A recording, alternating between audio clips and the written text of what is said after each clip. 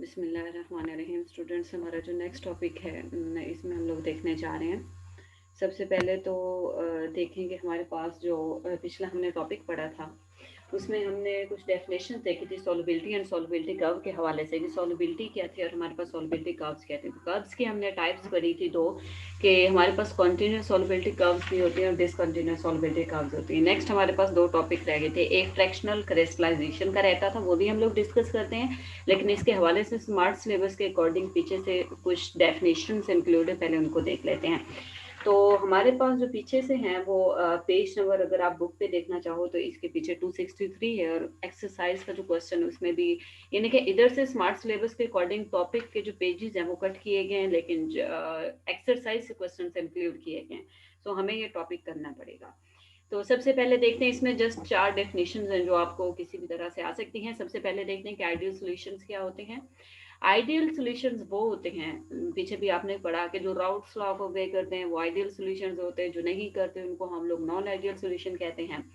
Secondly जो routes law, हमने पीछे एक और इसकी डेफिनेशन पढ़ी थी कि जब इनको टेम्परेचर या इनके हम सॉल्यूशन बनाते हैं, सोल्यूट और सॉल्वेंट को मिक्स करते हैं, तो उनमें वॉल्यूम चेंजेस एंथैल्पी चेंजेस नहीं होती, यानी उनमें कंपोजिशन जो है वो इस तरह से चेंज नहीं हो रही होती जब हम मिक्स करते हैं, सॉल्यूशन जब बनाते हैं। तो इट मीन्स वो क्या होते हैं, आइडियल सॉल्यूशन होते हैं।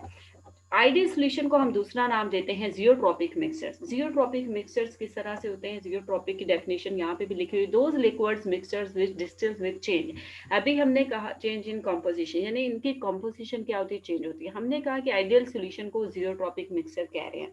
तो आइडियल सॉल्यूशन वो है जिसमें वॉल्यूम चेंजेस वगैरह नहीं होते। तो ये कौन सी हम लोग कह रहे हैं कि चेंज इन कंपोजिशन कौन सी हो रही है, तो वो इस तरह से कंपोजिशन चेंज हो रही है कि जब आप सोल्यूट और सॉल्वेंट को ऐड करते हो, मिक्स करते हो, तो उनको जब हमने क्या करना होता है, उनकी डिस्टिलेशन करनी होती है।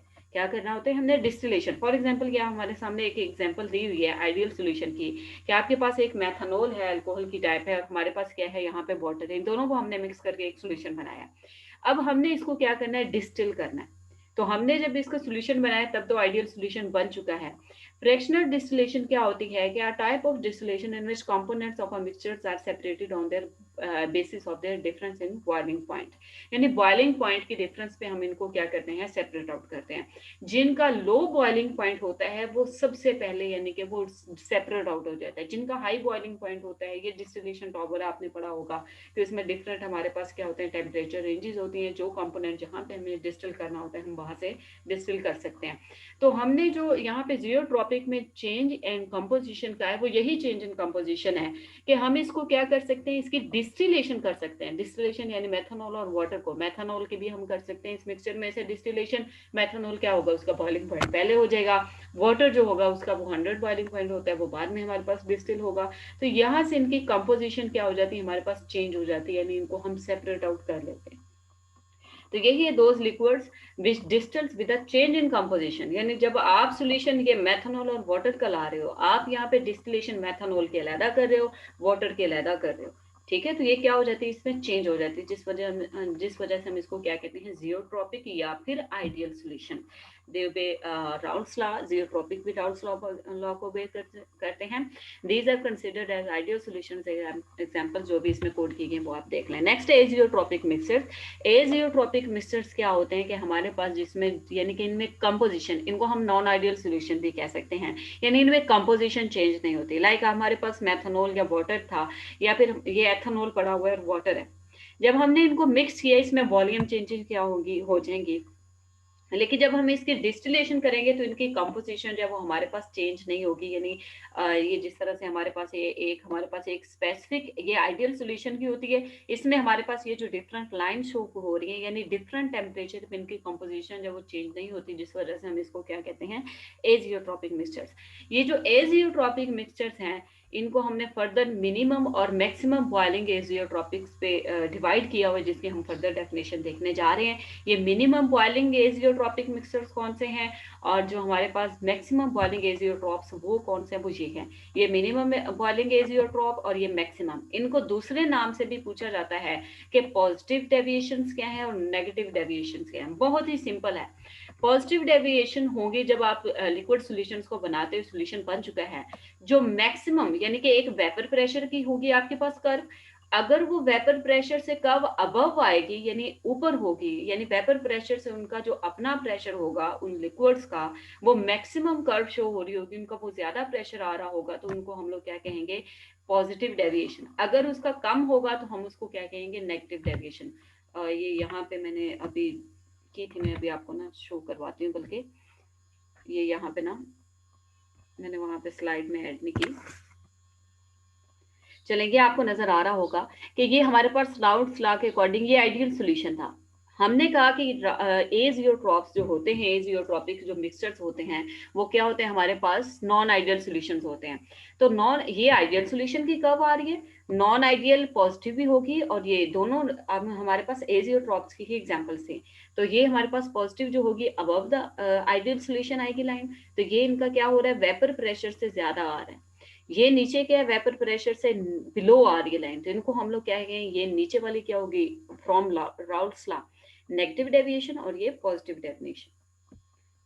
तो यही हमारे पास इन दोनों में डिफरेंस है, पॉजिटिव डेविएशन के है, और ये यहाँ से हमारे पास इसकी जो डेफिनेशन है वो यहाँ से स्टार्ट हो रही है, नहीं यहाँ से, liquid solutions which have minimum in their vapour pressure curve, यानी उनकी वेपर प्रेशर से क्या आती है, उन सॉल्यूशंस की मिनिमम कर्व आती है, उसको negative deviation from Raoult's law कहते हैं। और इनको जो दूसरे नाम पूछे जाते हैं, यानी टेम्परेचर से अगर हम इनका रिलेशन बताएं, azeotropic boiling point at maximum temperature, यानी कि क्योंकि इनकी कंपोजिशन चेंज नहीं होती, ये मैक्सिमम टेम्परेचर पे भी होते हैं, इनको हम मैक्सिमम बॉइलिंग एजियोट्रॉप और ये मिनिमम बॉइलिंग एजियोट्रॉप।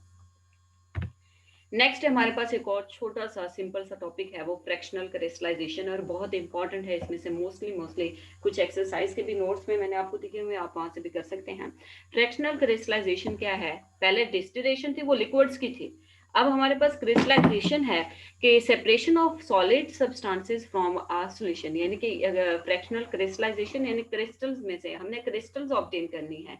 तो हम सॉल्यूशन में से क्या कर रहे हैं, यहाँ पे सॉलिड सब्सटेंसेस में से, यानी सॉल्यूशन में से हम सॉलिड सब्सटेंस को सेपरेट आउट कर रहे हैं one by one on cooling.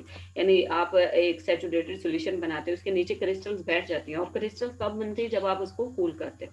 तो ये इसकी इंपॉर्टेंस क्या है कि सेपरेशन, इम्प्योरिटीज वगैरह, आपके पास इम्प्योरिटीज आ जाती हैं, इम्प्योरिटीज को रिमूव करने के लिए ये हमारे पास सेकंड चैप्टर जितना भी था उस सब में आपने एनालिटिकल पढ़ी होंगी, जिसमें आपने जस्ट क्रोमेटोग्राफिक पढ़ा है।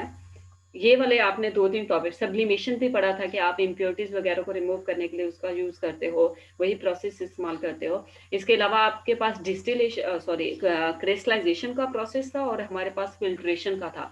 ये दोनों, यानी फिल्टर भी क्या करते हैं, हम इम्प्योरिटीज को रिमूव करते हैं। तो यहाँ पे फ्रैक्शनल क्रिस्टलाइजेशन भी क्या हो रहा है कि इम्प्योरिटीज वगैरह को रिमूव करते हैं। इसमें क्या होता है कि जो सॉल्युबिलिटी होती है डिपेंड्स अपॉन टेम्परेचर। ये हमें पता है कि सॉल्युबिलिटी किस पे डिपेंड करती है, टेम्परेचर पे। कुछ ऐसे कंपाउंड्स होते हैं जिनके टेम्परेचर बढ़ाने से सॉल्युबिलिटी इंक्रीज हो जाती है, कुछ ऐसे होते हैं जिनकी टेम्परेचर बढ़ाने से कांस्टेंट रहती है, किसकी डिक्रीज हो जाती है।